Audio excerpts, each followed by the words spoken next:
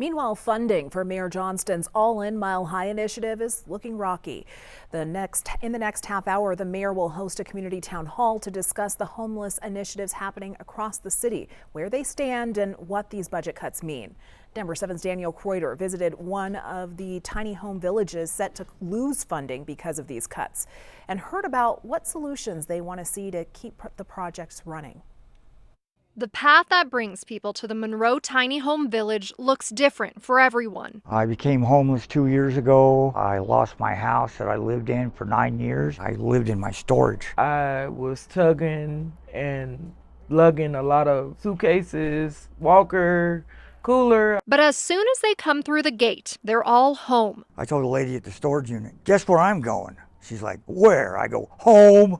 And this was home. Home for now, until they get back on their feet. I understand you recently moved out. Yes, I moved out yesterday and got a one-bedroom apartment. I can go to a job and not be, oh, you can't work with a walker, you have too much stuff, you can't bring this in. More than 130 people have been helped at the village over the last several years. The residents here were stunned to hear their city funding is on the chopping block. We will close that operation and will instead put permanent workforce housing on that site. It was very, very disheartening. Cuica Montoya works with the Colorado Village Collaborative, the nonprofit running the tiny village that's currently on city property. As it stands right now, she says their funding will be cut halfway through next year. If tiny homes leave, then what? What will we do? You know, we go be back on the streets. I don't think they should shut this place, any of them, down. The nonprofit acknowledges the city has some tough decisions ahead. They just wish they had more time. Would have greatly appreciated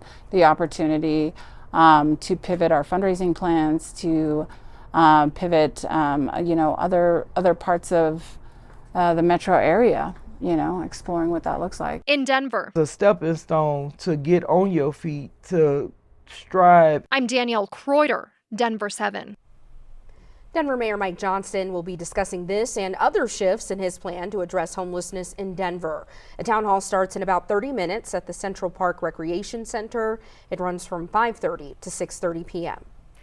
We also learned that part of the proposed cuts includes closing down hotels that are currently being used as homeless shelters, including the Comfort Inn on Quebec Street, which would shut down in March. Danielle asked the mayor about the move right after his announcement.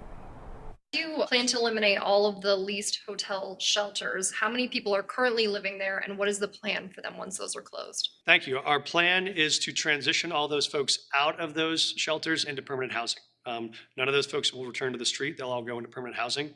We did that this year when we closed the Radisson, and we successfully transitioned all those folks into permanent housing. So our focus will be to help them exit in the first quarter of 2026. That's about 130 people. Danielle is committed to covering affordable housing challenges and solutions in Colorado. If you have a story idea you want her to look into, scan the QR code on your screen for ways to connect, or you can send her an email directly at danielle.kreuter@denver7.com.